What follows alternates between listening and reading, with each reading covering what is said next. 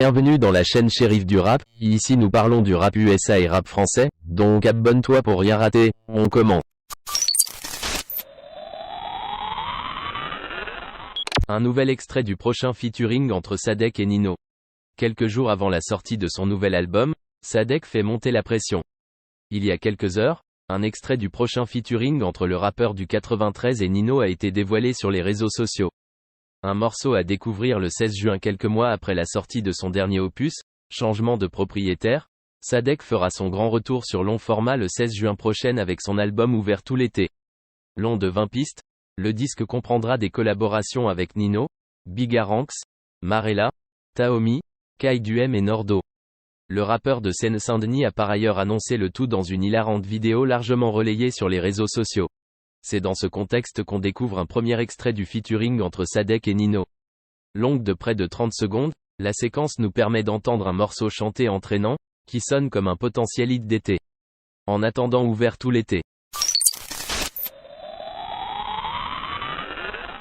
Date de sortie, cover, featuring, tout savoir sur le nouvel album d'Eus l'Enfoiré.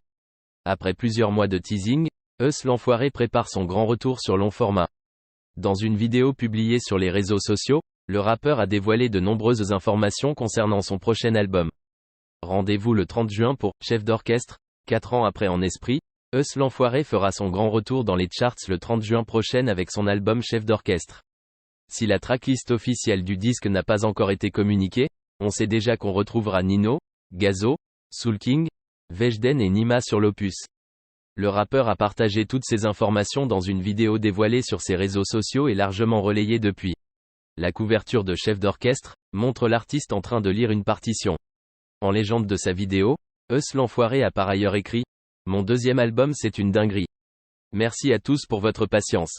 Rendez-vous dans quelques semaines donc pour découvrir Chef d'orchestre. » Après Gradure, Hamza a enregistré un featuring avec Dadju. Hamza fera encore plus parler de lui cet été.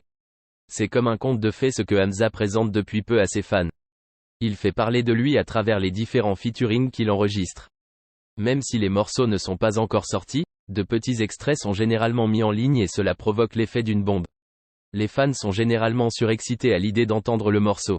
Il y a quelques jours, c'est un visuel de la séance studio de Gradure et de Hamza qui a été mis en ligne. Dans l'extrait, les deux artistes profitent et savourent le fruit de leur collaboration pendant une quinzaine de secondes. Alors que les fans n'ont pas fini de s'extasier sur cette collaboration, c'est une autre qui est dévoilée, mais avec Dadju cette fois-ci.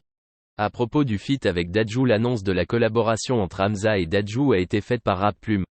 Le média dévoile une photo des deux artistes assis dans un canapé. Leur position laisse croire qu'ils écoutaient leur propre collaboration. Les deux se sont déjà connectés sur Safari pour le compte de la première partie de l'EP Cullinan La Gelée Royale. Ce projet de Dadj a connu une deuxième partie de 5 titres en mars dernier. Le fait de voir le retour de l'information d'une collaboration permet de penser que le morceau a été enregistré depuis longtemps dans le cadre du projet Cullinam. À l'époque, Dadju avait dévoilé l'extrait d'une chanson inédite. Dadju s'est chargé de dire du bien de cette collaboration qui le rend presque incontrôlable.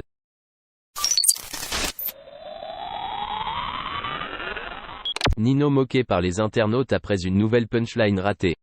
Nino a signé un retour puissant avec 25G, annonciateur d'un nouvel opus. Mais une punchline de son morceau n'est pas passée inaperçue. Nino a frappé encore très fort avec 25G. Le rappeur a publié un clip exceptionnel pour annoncer la sortie de son nouvel album Annie le juin. Un morceau construit en 2 temps, bourré d'attitude et de facilité derrière le micro. Toutefois, l'artiste a une nouvelle fois visé à côté sur une punchline, et les internautes n'ont pas manqué de l'interpeller à ce sujet. Nino. Libéraux comme Makelele.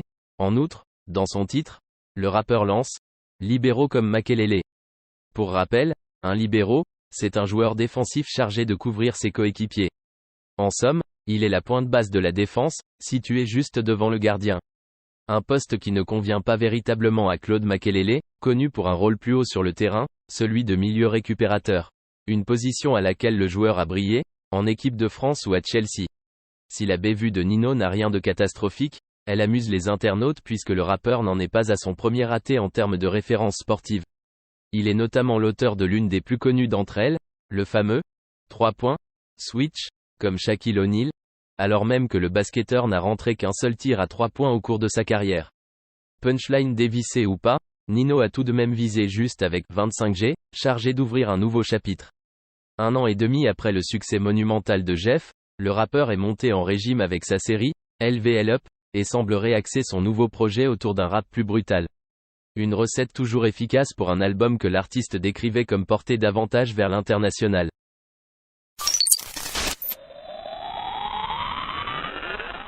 Maes et Gims réagissent à l'annulation du concert de Booba. La pointe ne paye pas Winnie.